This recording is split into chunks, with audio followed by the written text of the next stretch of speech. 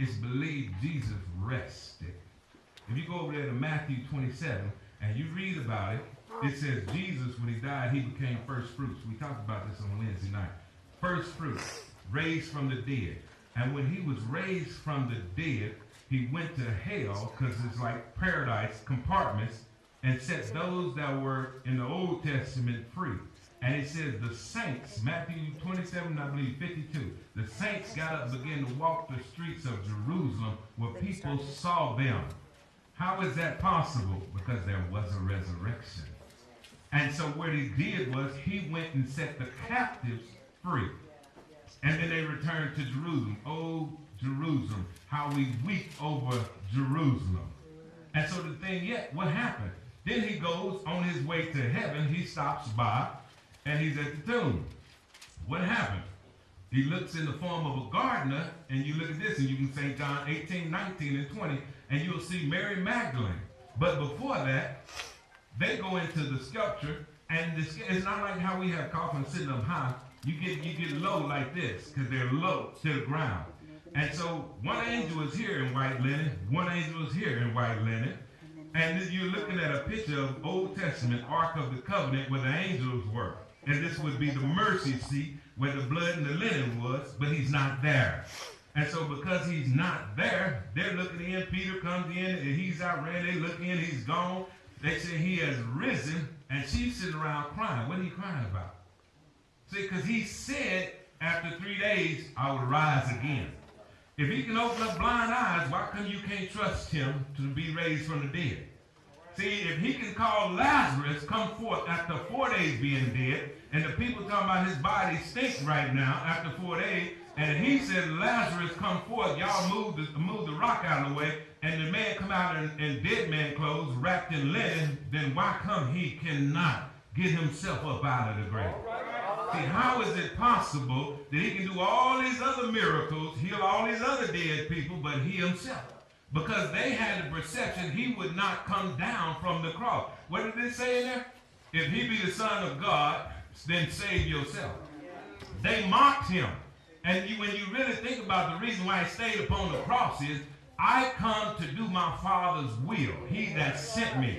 And the will is that I hang upon this cross and take all the judgment that God has for you and I on this cross. That's the Father's will. Because in the Garden of Gethsemane, where he say, ooh, Father, if possible, remove this cup from me. 3 times he prayed this. Why? Because I know where I'm going. Flesh don't want to die. Not the way he died, and his soul don't want to die. And then you knowing how you're going to die, and you knowing how crowns of thorns placed on your head, whipped to death till you're unrecognizable, drug this big old heavy cross that you can't even carry. Simon the Christian has to carry your cross, and then you know you're going to die like this. And then you think, it's a Humpty Dory, I'm just going to go die like this. He's 100% man, and he's 100% God. And so they're teasing him, mocking him, riling him, because he's hanging, he's saved many, he's healed many, and yet he can't save himself. So then what does the devil say? If thou be the Son of God, then you need to come down off the cross. All the time he's hanging on the cross, not only for them very same people that's talking that talk to him, but for you and I. There's a reason why he stayed upon the cross. He didn't have to stay upon that cross. Why? Because in the beginning of St. John 1:1, it said the Word became flesh. The Word was with God, and the Word is God. He could have came down at any time. But you know what? Love is commitment. I am committed to stay on this cross to be pleasing to my Father. And I know if I stay here, then I know I'll be raised again. And I know people like you and I that truly believe will be saved. And when we get saved, my name is written in the Lamb Book of Life. I should never fear what the devil say, what he's going to do, or how he's going to tempt me. Why? Because my name has been written with the blood ink marker of Christ, and it's written in the Lamb Book of Life. So I don't care what happens down here. Because he stayed on that cross, I'm liberated. And because now I know I'm liberated because of what he's done when he went down in that tomb. And they're looking for him. What happened? He's not there. He's gone. Then he says, Mary. He called your name just like he called my name, just like he called her name. When he called her name, she turned to Rabbonia, which means teacher. She recognized him by the voice. That's what this is. When you hear the Lord call your name or talking to you, recognize by the voice. Don't let the devil tell you I'll come next week, or I'll come next month, or I'll come at another time. That's what the doors of the church are for.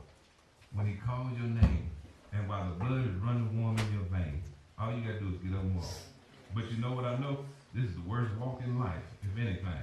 Why? Because to come from way back here, and then I got to pass all y'all to get up there, and now I'm not looking. See, back here, I can look at all the back of y'all heads. I'm good, really good, looking at the back of your head.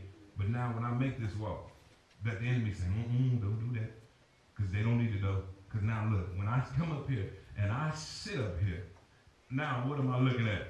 I got two eyes that look this way, but how many eyes looking back at me? You got, yeah, I'm going to drop my head, and the devil going to be working with me.